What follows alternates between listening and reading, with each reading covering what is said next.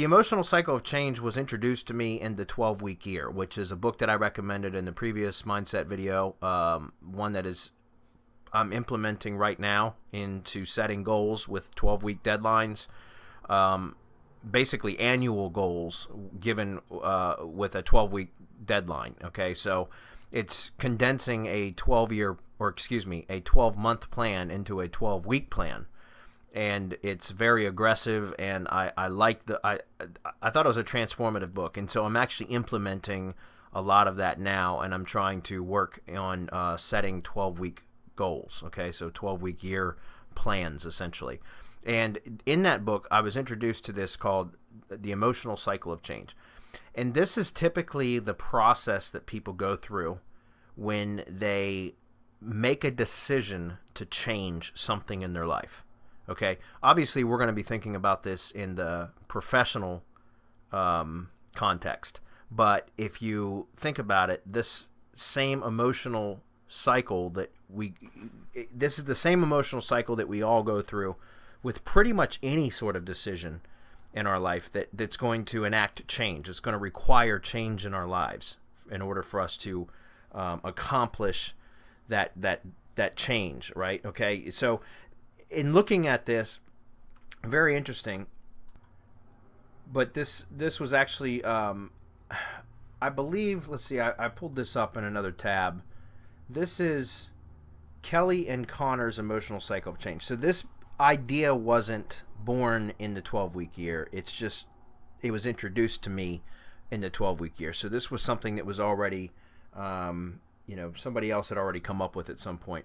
And the author of the 12-week year just happened to introduce it to me in the book. And this is, it's pretty interesting, but if it says if you're likely to experience a cycle of emotions when you make a change. And that's true, okay? And if you want, I'll drop a link for this as well. This is a pretty good article explaining what the emotional cycle of change is, and this graphic looks slightly different than what we're going to look at here in just a minute, the other graphic that I showed, but you can go through here and read about it, and I'm sure there's probably different iterations of this this concept, emotional cycle of change. But here are basically the five main phases that we would go through. Okay, so after making a decision. All right, so let's use it in the business context. Let's think about a decision. Like, say for example that we've made a decision that we want to build a lead gen business. Let's say that that's the decision that we made. We just were on a webinar and somebody was pitching a lead gen system, which was full-on training course, probably with potentially some software, whatever. Just the idea is that we were just on a webinar and we got real excited about this idea of creating a lead gen business. And guys, this is just an example, okay? You can apply this to pretty much any decision. Obviously, we're talking about it in a professional context, but so you just came off of a webinar, you're excited, the sales, the presentation was framed in such a way to get you excited, get your blood pumping, get you thinking about all the things that how your life would change if you were to purchase this product and implement it, and it's going to change all these things and make all these things better in your life because now you're going to have the money and the freedom and blah blah blah. So that's what you call uninformed optimism, right? That's the first cycle. That's where you're really optimistic about the potential, about what could be, okay? And then what happens is you've made that decision to proceed with that action. In this case, building a lead gen business. You said, okay, you know what? I'm making the decision. I'm purchasing this course for $1,000 or $2,000 or even $97. I don't care what it costs. I purchased this course, and now I'm really excited. My life is going to be so much better because my job's going to be, it's going to be easier. I'm going to make more money. My family's going to be happy. I'm going to have more free time, blah, blah, blah. That's uninformed optimism. That's because you're just riding the high of the excitement level, okay? But then after you've made that decision and you start to work on it, to start to implement the decision that you made, you transition out of the uninformed optimism phase into the informed pessimism. And you see here in the quotes, it says, wait, that means I have to. That's when you realize, now you've started to go through. You went from uninformed to informed. And when you made that transition from being uninformed to informed, you went from optimistic to pessimistic. Why is that? It's because now that you've started to go through this lead gen course, and remember, this is just an example, but now that you started to go through the lead gen course, you realize that there's a lot to it, right? There's a lot of effort, a lot of time is going to have to go into learning the material, and implementing and taking action on the material is going to require a lot of work, right? So it's going to require time and effort. And that's where the reality starts to set in, that it's going to be harder than what you thought originally.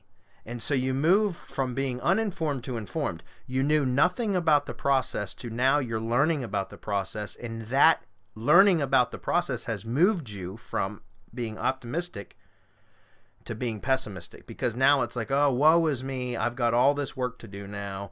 How am I going to do this? I don't have the time. I'm already too busy, blah, blah, blah. That's when your self-doubt starts to creep in, and you start to come up with excuses as to why it's not going to work, or why you just can't do it. It might work, but maybe you're just not able to do it because you don't have enough time. You work too many hours. You've got kids to take care of. Your health is poor. You don't have enough money to invest in the required tools. Blah, blah, blah, blah, blah. Wah, wah, wah. You know, this is where the self-doubt comes in. Guys, I go through this too, by the way. So just so you know, I'm certainly not above this, because I do the same damn thing, okay? But then from there, you go into the valley of despair. So decision time. And if you see at the bottom, it says, this is really when you get down to this. This is when you go from informed pessimism to valley of despair. It's because you keep pushing along.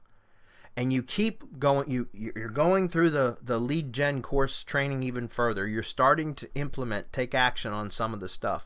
You're doing it reluctantly because you're pessimistic about it. You're probably coming up with excuses in your own mind as to why it's not going to work, or why you're just not going to be able to do it. But you're still moving forward. And so you move into this valley of despair, which is decision time. And it's saying you're going to get to the rock bottom of this emotional cycle of change, and that's where it's either gonna make or break you, right? That's where you're at this decision time, where you're either gonna quit and give up because it's too hard and go back to what's comfortable.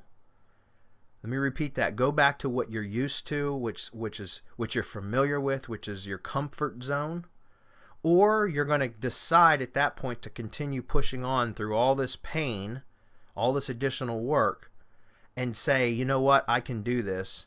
I'm not going to let this beat me. I'm better than this, blah, blah, blah. And you push through, and that's when you start to go back up on the scale, okay? And that's really where the emotional cycle of change really hit home to me, was the fact that I recognize these different phases in my own behavior, right? So when I make a decision, and guys, I still buy training courses all the time. You guys, I buy them and I go through them. If they're worth a shit, I mention it to you guys. If they're not, I don't mention it. Have you guys noticed I don't mention most of them? It's because most of them are garbage, and it pisses me off that there's so much garbage being sold out there. But some of them are good, and then that's when we talk about it. But I go through and I'll buy a $2,000 training product, and because I'm all excited and fired up. Guys, I'm a marketer, so I respond well to marketing, right? And so I get all fired up and I buy something and say, oh yeah, this is going to be great. But then I realize, wait a minute, I don't have the time. I've got too many damn projects going on as it is. How the hell am I ever going to get through this? But if I really want to get what I thought I could achieve by purchasing the product, then or by making the decision to do whatever it is, it doesn't have to be about just buying products, guys. It could be about anything. If I really want that result that I'm imagining, that I'm envisioning, then I know I got to keep pushing through. And that's when it gets real difficult, right? Because that's when you get to this valley of despair, and it's like, oh man, you know what? I'm not seeing results right away.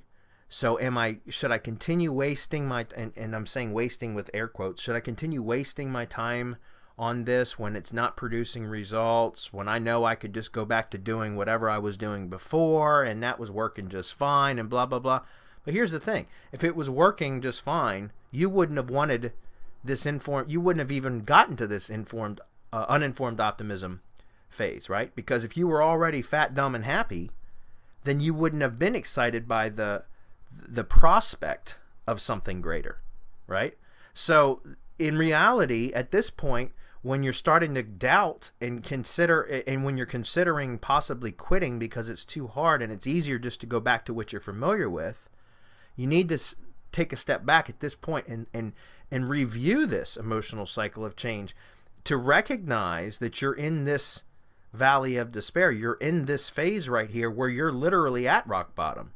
And it's either make the decision to give up or make the decision to proceed. And as soon as you make that decision to proceed and you realize that you're doing the right thing and you've come to terms with that decision that you're going to proceed, that's when it starts to get easier and you start to move into informed optimism. Whoa, I'm actually doing it.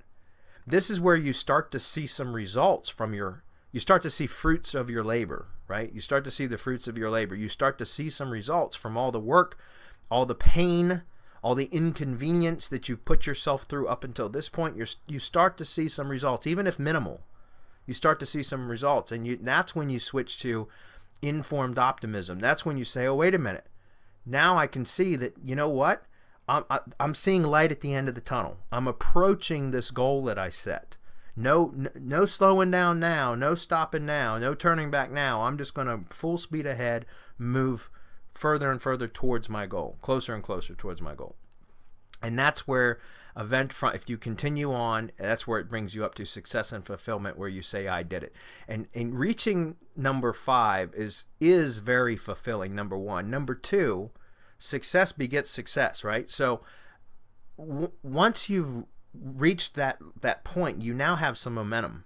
You have some momentum that you can now roll right into your next project, your next decision, your next goal that you set. Okay? So again, going back to my lead gen example, buying a lead gen product because you're all fired up from a webinar, right? Then starting to go through the course and seeing the vast amount of information that you have to consume, plus the amount of work required to actually build this lead gen business, makes you start to worry about and start to wonder if you made the right decision. Kind of gives you buyer's remorse a little bit, right? And it starts, self-doubt starts creeping in. Excuses start to creep in. Justifications as to why it's not going to work or why you're just not going to be able to make it work. It just won't work for you, right? That's when all that starts to come in. I don't know that I can build this lead gen business. I don't have enough time. I don't have enough resources. I don't know where to find prospects. I hate talking to people on the phone. So I can't do this. I can't do that, right? That's when this starts to happen. Then you get to the valley of despair where you've been plugging along. You've still proceeded even with some of your self-doubt, your negative talk, your negative self-talk, what Zig Ziglar called it, stinking thinking, I think it was. But you still pushed a little bit further. And now you're like, what the hell am I doing? This is bullshit. I can't do this anymore.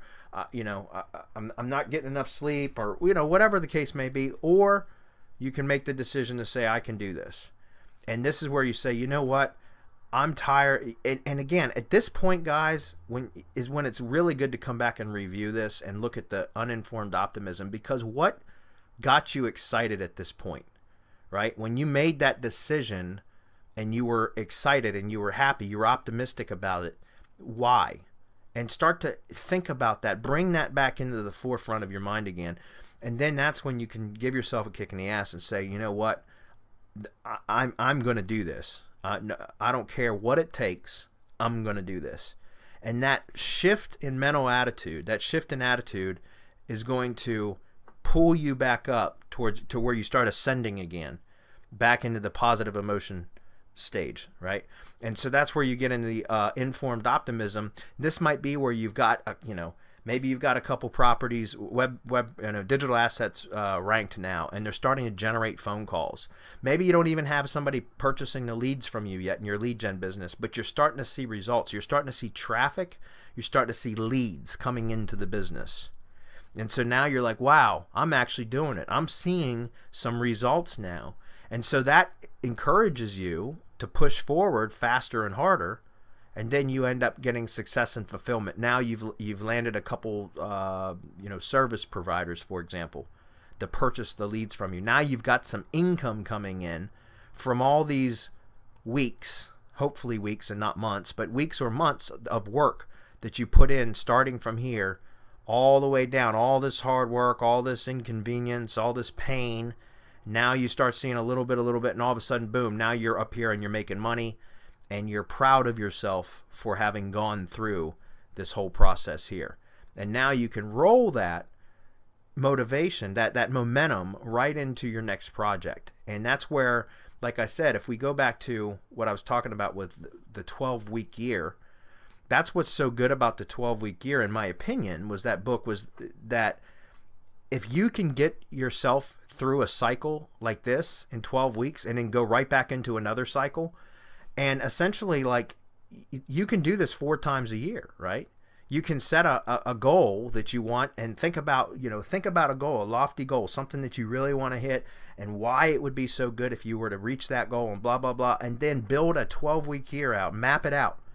And you'll most likely go through this same exact emotional cycle of change. I think we all do, right? But as long as you recognize where you are along this path at any given time, as long as you can take a step back and reflect and observe where you are in this cycle, then you can make the decisions to proceed forward in a productive way, right? And that's really what I wanted to talk about, guys. So hopefully that was helpful. The emotional cycle of change. I think this is really this is something that I'm got printed out now, and I've got it sticking up on a corkboard next to my my goals that I set from the same type of goals that I talked about with you guys in the first of the mindset series, the last video that we did. Because I think that this is important. When looking at my goals, which keeps me motivated, I can glance right next to it and see this image, and I can identify where am I on this emotional cycle of change as it relates to my goals that I've set currently. You know, my short-term goals, my long-term goals. Where am I on this emotional cycle of change scale? And that way I know what I need to do to make sure that I'm moving forward and never backwards.